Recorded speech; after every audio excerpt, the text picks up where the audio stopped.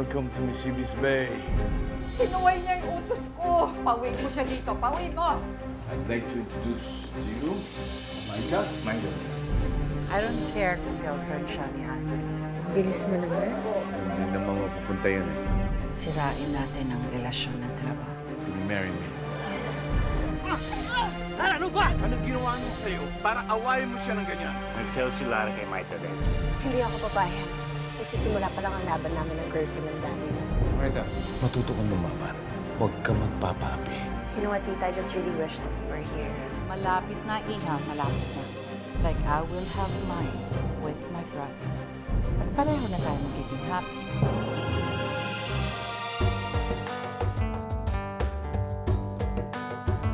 Hi, Dad.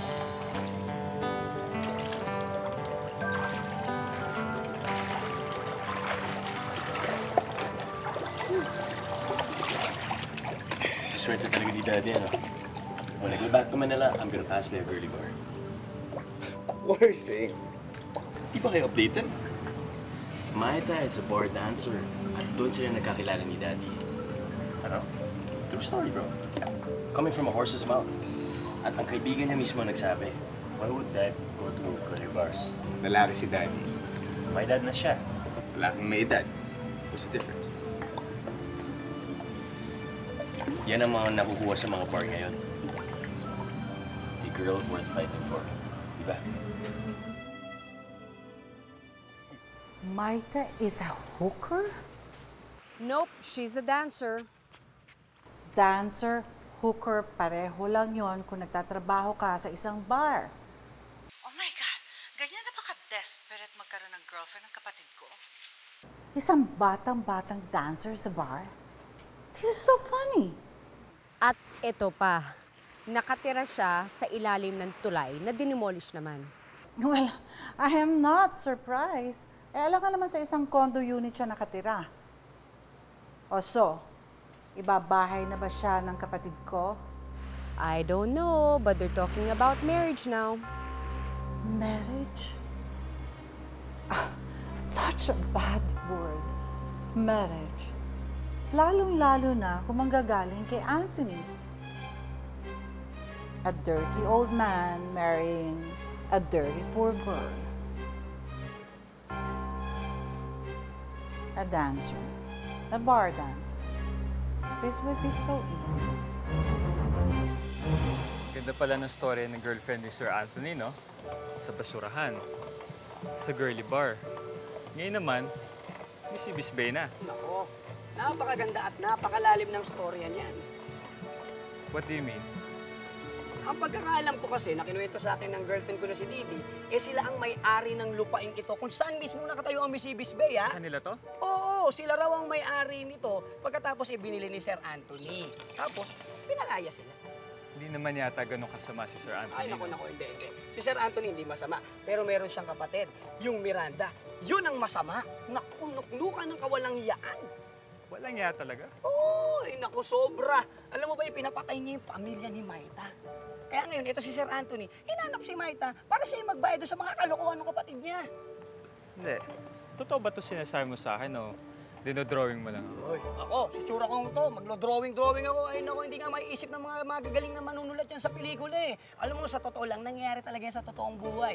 Yung kwento nga nung lola ko, napakaganda rin nun eh. Tignan mo ha, eto yung ganito. Maita, handa ka na bang harapin ng lola mo?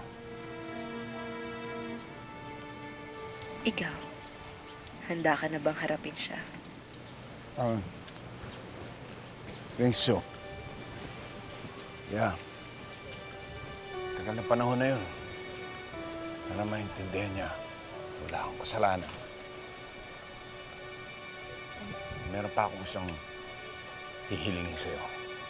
Pwede. Ano yun? Kung sakaling galit pa sa akin ang lola mo at pinapili ka, sinong pipiliin mo? Ako ang lola mo.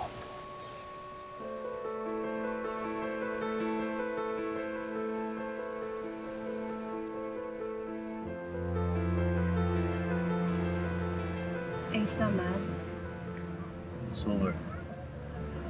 Sana lang kasi you temper your jealousy. It's getting uglier. What can I do? I love you. You don't trust me. Andrew, of course I trust you. It's just the other girls, they're out to get you. And you think magpapagkuha ko? Nasaan yung trust doon? Hindi na mauulit. I promise. You better, Lara. What does that mean? I'm getting tired of your drama, Lara. Lara, wag na sa itong maulit pa. Dahil I'm not sure if I can handle you next time.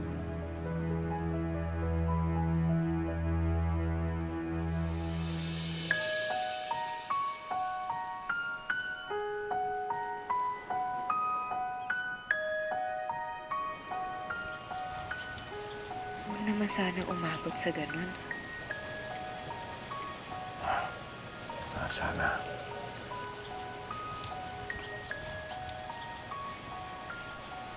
Mahal kita.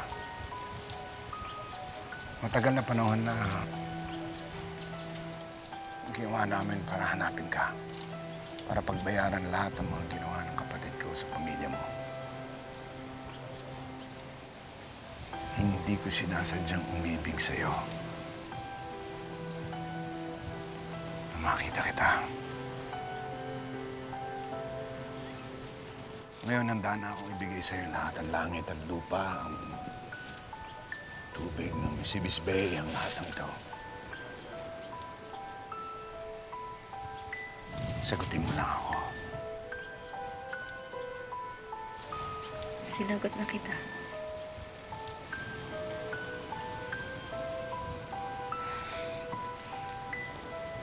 Mangako ko sa akin. Pagtatanggol mo ako sa lola mo.